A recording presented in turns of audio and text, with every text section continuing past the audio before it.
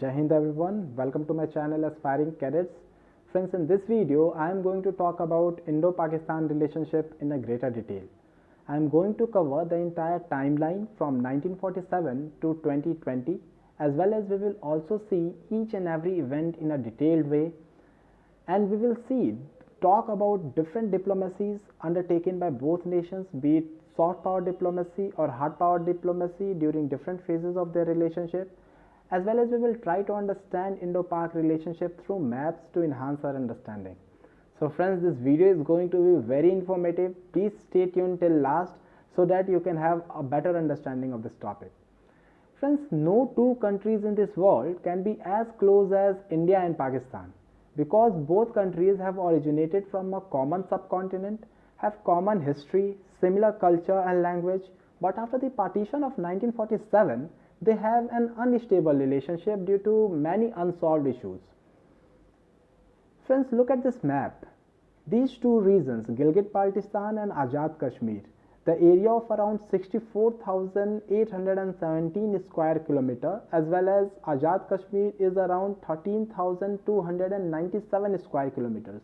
These two territories are illegally occupied by Pakistan. And friends, this is originally Indian territory, and it was given to India by Maharaja Hari Singh through an instrument of accession in 1947. But due to the illegal occupation of Pakistan in these regions, India and Pakistan have faced several wars, as well as even now there are various military conflicts due to this reason only. Friends, from Indian perspective, it is a very important reason because India aspires to have good trade links with Central Asian countries as well as Afghanistan. India tries to help Afghanistan directly, but due to this reason, because as Pakistan has occupied this region, India is not directly linked to Central Asian countries. So if we occupy this region, we can have a direct link with Central Asian countries, and we can easily trade with those regions, so we need not to depend on any third country. Through this reason only, Pakistan is building China-Pakistan economic corridor. As it is a disputed region, this is one of the major bone of contention between two nations. Friends, moving ahead, India and Pakistan, there are 5 states and union territories which share boundaries with Pakistan, that is Rajasthan, Gujarat, Rajasthan, Punjab, Jammu and Kashmir, as well as Ladakh. So it is very much important to understand some districts and some locations of Jammu and Kashmir which actually lie along the line of control LOC. Friends, these districts Bandipora, Kargil and Leh on the northern front, Kupwara, Baramulla, Poonch, Rajouri on the western fronts, Jammu, Samba and Kathua on the southern fronts, these are very highly affected regions, and in this region the maximum cases of insurgency and infiltration is seen, because these are directly linked to directly lie along line of control. Another disputed area is Sar Creek area in Run of Kutch of Gujarat, as well as there are several disputes like water disputes. Indus Water Treaty of 1960, it was also a dispute between India and Pakistan. So friends, the relation between India and Pakistan have been very complex and largely hostile due to number of historical and political events. Relations between the two states have been defined by violent partition of British India in 1947, the Kashmir conflict, the numerous military conflicts fought between two nations, and consequently their relationship have been plagued with hostility and suspicion. So friends, now we are going to understand the timeline between India and Pakistan. So please prepare a mind map by looking to these years and dates, because it is going to help you and we will understand each and every year in a greater detail, so that it will enhance our understanding of Indo-Pakistan relationship. The first year 1947, we saw the first Kashmir war. 1965, the second Kashmir war. 71, we fought for Bangladesh liberation. In 1972, 84, 99, the Kargil war. 2001, 7, 8, 2016 and 19, as well as even 2020. These are the major dates and years in Indo-Pakistan relationship. Now we are going to understand each and every year in a greater detail. Friends, in 1947, both countries got independent. Pakistan got independent on 14th August 1947, as well as India got independent on 15th August 1947. But both saw different routes. Both countries walked on different paths. As Pakistan became an Islamic republic and India became a secular country. Friends, 1947 saw the partition, and this partition has huge repercussions. The partition caused one of the largest human migration ever seen, and it was the cause of riots and violence across the region. The subsequent partition of former British India displaced around 12.5 million people, with estimates of loss of life varying from several hundred thousands to 1 million. Around 10 lakh people have been displaced, or they have migrated to different regions and they were not aware about their future. Friends, in 1947 and 48 we saw the first Kashmir war. It was started in 1947 when Pakistan feared that Maharaja of the princely state Jammu and Kashmir would accede to India. The tribal Islamic forces known as Laskar, with support of Pakistan, attacked the princely states, and it forced Maharaja Hari Singh to sign the instrument of accession to receive the military aid from India. The war ended with UN intervention, and the United Nations Security Council passed the Resolution 47 on 22nd April 1948. The front solidified gradually along what came to be known as LOC, and a formal ceasefire was declared at 11:59 on the night of 1st January 1949. India gained control of about 2/3 of the state, Kashmir Valley, Jammu and Ladakh, whereas Pakistan gained roughly 1/3 of the Kashmir, that is Azad Kashmir and Gilgit-Baltistan. In 1965, both countries again faced a war. And this was started following Pakistan Operation Gibraltar, which was designed to infiltrate forces into Jammu and Kashmir to precipitate an insurgency against rule of India. Friends, India retaliated by launching a full-scale military attack on West Pakistan, and the 17-day war caused thousands of casualties and largest tank battle. It was one of the largest tank battles since World War II. India had upper hand over Pakistan when ceasefire was declared, and following year 1966 we had Tashkent Declaration between Prime Minister of India Lal Bahadur Shastri and President of Pakistan Muhammad Ayub Khan. Friends, in 1971 we saw another war, but this war was very unique because this war did not involve the issue of Kashmir, but rather precipitated by the crisis created by the political battle between the erstwhile East Pakistan and West Pakistan, between Sheikh Mujibur Rahman, leader of East Pakistan, and Yahya Khan and Zulfikar Ali Bhutto, leader of West Pakistan. Though the Awami League, the party of East Pakistan, won the election, but it was not recognized by the parties of the Western Pakistan. That is why this war took place, and this war was repercussion of atrocities on people of East Pakistan. According to estimates, around 3 lakh to 30 lakh civilians were killed. Genocidal rapes increased, and as a result 8 to 10 million people fled to refuge in India. Friends, the repercussions of this war was that 90,000 prisoners of war surrendered with the surrender of General AKG Niazi of Pakistan Army to Lieutenant General Jagjit Singh Arora, the GOC General Officer Commanding of Chief of Eastern Command of Indian Army. And in 1971 we saw Bangladesh as a new country. In 1972 we had Simla Agreement. In 1984 again Pakistan tried to betray us, but Indian Army through the Operation Meghdoot captured majority of the Siachen Glacier. In 1989 insurgency sponsored by Pakistan escalated.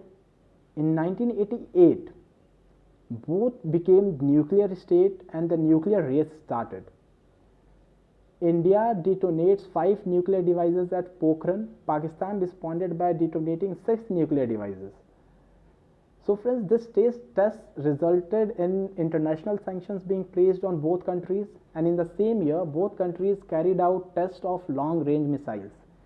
In 1999, the Kargil War, it was due to the infiltration of Pakistani soldiers disguised as Kashmiri militants, and this was the most recent example of high-altitude warfare in mountainous terrain. India was able to capture the Batalik, Dras, Kargil, Tiger Hill, Tololing, and many other areas. Indian Army operated through Operation Vijay, as well as Indian Air Force also took part in the war, and it was the first major participation of Indian Air Force, and Indian Air Force operation name was Operation Safed Saga. Friends, the betrayal did not stop. In 2001, Parliament attack on Kashmir Assembly taken place. Tensions along the line of control remain high, with 38 people killed in an attack on Kashmir Assembly in Srinagar. Following that attack, Farooq Abdullah, the Chief Minister of Indian administered Kashmir, calls on Indian government to launch a full-scale military operation against Alik training camps in Pakistan. We had Agra summit in 2007. On February 18, the train service between India and Pakistan, the Samjhauta Express, was bombed near Panipat, north of New Delhi, and 68 people are killed and dozens injured. In 2008, in July, India blamed Pakistan Inter-Service Intelligence Directorate for a bomb attack on Indian embassy in Kabul, which kills 58 and injures 141. On November 26, the armed gunman opened fire on civilians at several sites in Mumbai. The attack on Taj Mahal Palace and Tower, the Oberoi Trident Hotel, Chhatrapati Shivaji Terminus, and many more places. More than 160 people were killed, and Ajmal Kasab, the only attacker captured alive, says that attackers were members of Lashkar-e-Taiba. Friends, in the wake of attack, India breaks off the talk with Pakistan. Again in 2016, we saw Pathankot Air Base attack, Uri attack, and in 2019, we saw the most severe attack, the Pulwama attack, in which 40 CRPF soldiers were killed, martyred.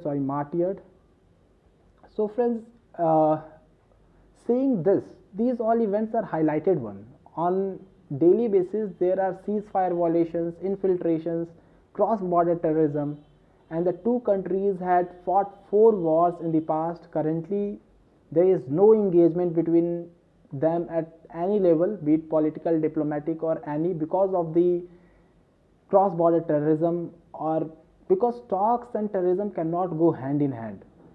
We all know that all the terrorist attacks are sponsored by Pakistan, and all terrorist attacks are motivated from Pakistani soil.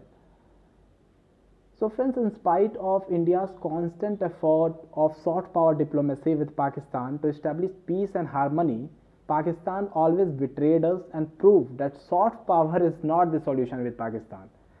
Lahore Declaration in February 1999 that intended to end the nuclear race between both nations but lost relevance due to outbreak of Kargil in May 1999. Mumbai terror attack stalled the whole process of Indo-Pakistan composite dialogue, and India also cancelled its cricket team tour of Pakistan that was scheduled for January-February 2009.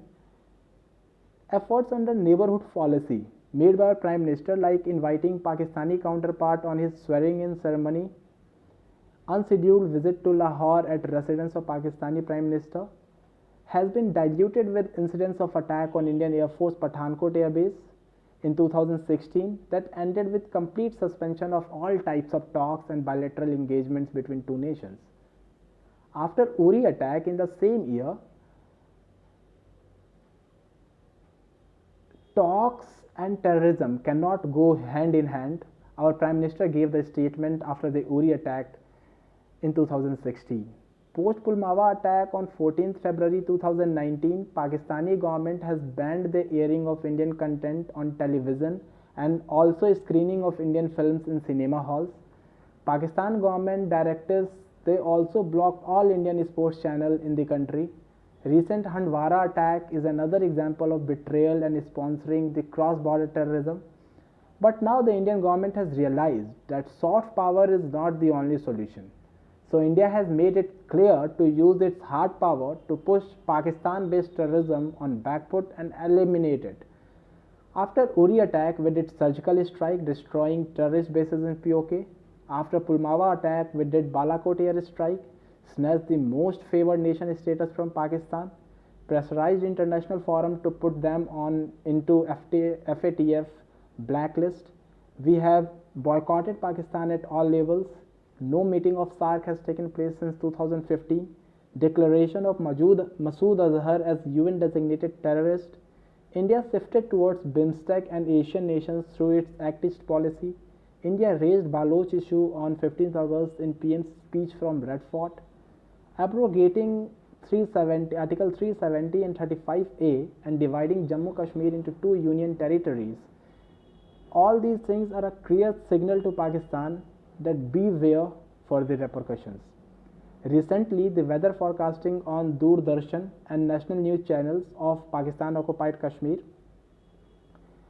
Friends, at last I would like to conclude by saying that both countries link to the same origin, same culture, identities, same aspirations, same problems like hunger, unemployment, illiteracy, and all other challenges which are faced in the third world countries. So we must look forward to eliminate the differences and work on to foster good relationship through trades, cultural exchange, cricket, diaspora, etc. We can utilize the Kartarpur corridor as a ray of hope as well as the SAARC emergency fund which was initiated recently during COVID-19 to work together to bring peace, stability and prosperity in the region. But friends, there is need to understand that talks and terrorism cannot go hand in hand. Thank you, gentlemen. I hope this video would be helpful to you. You have find this video informative. Please like and subscribe this channel, and please share this channel to many people so that it could get in every corner of the country. Thank you, gentlemen. Thank you, everyone.